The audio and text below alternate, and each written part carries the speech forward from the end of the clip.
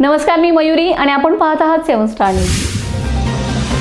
शक्तीपीठ महामार्गासंदर्भात प्रसिद्ध झालेल्या दैनिक पुढारीमधील इंग्रजी भाषेतील अधिसूचनेवरून सांगली जिल्ह्यातील बाधित शेतकऱ्यांमध्ये तीव्र संताप व्यक्त होत आहे.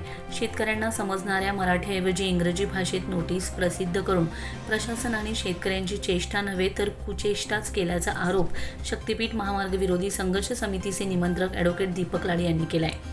मुंबई येथील आझाद मैदानावर शक्तीपीठ महामार्गाच्या विरोधात आज सांगली जिल्ह्यासह विविध भागांतील हजारो शेतकरी एकत्र येणार होते. मात्र मुसळधार पावसामुळे आंदोलन स्थगित करण्यात आले. त्याच दिवशी इंग्रजी भाषेतील अधिसूचना प्रसिद्ध झाल्याने शेतकऱ्यांमध्ये संतापाची भावना अधिक तीव्र झाली. ॲडव्होकेट दीपक लाड म्हणाले, शासनाच्या नियमानुसार प्रशासकीय कामकाज मराठीतून करण्याचे स्पष्ट निर्देश आहेत. मराठी भाषेला अभिजात भाषेचा दर्जा मिळाल्यानंतर तिच्या संवर्धनासाठी शासन मोठमोठे निर्णय घेत आहे.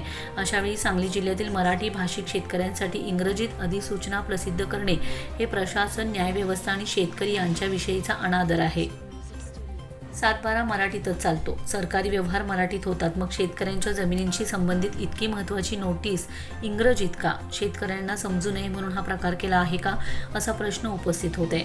संबंधित अधिकाऱ्यांनी जाणून बुजून इंग्रजीत नोटीस दिली असल्यास त्यांच्या विरोधात कायदेशीर कारवाई करण्यात येईल, असा इशाराही त्यांनी दिलाय. सांगली जिल्हा हा बेळगाव सीमा भाग नाही. येथे प्रत्येक नागरिकाला मराठी भाषा समजते.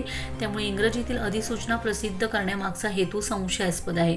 सरकार कितीही कटकारस्थान रचले तरी सांगली जिल्ह्यातील शेतकरी आपल्या जमिनींचे रक्षण करण्यासाठी शेवटपर्यंत संघर्ष करतील. प्रसंगी रक्त सांडू, पण सांगली जिल्ह्याचा 1 इंच जमिनीवरही शक्तीपीठ महामार्ग होऊ देणार नाही. या इंग्रजी अधिसूचनेचा निषेध करत संबंधित नोटीस तातडीने मराठी भाषेत प्रसिद्ध करावी आणि भविष्यात सर्व प्रशासकीय अधिसूचना शेतकऱ्यांना समजेल अशाच भाषेत जारी कराव्यात, अशी मागणी शक्तीपीठ महामार्ग विरोधी संघर्ष समितीने केली. महेश पवार, 7 स्टार न्यूज, विटा.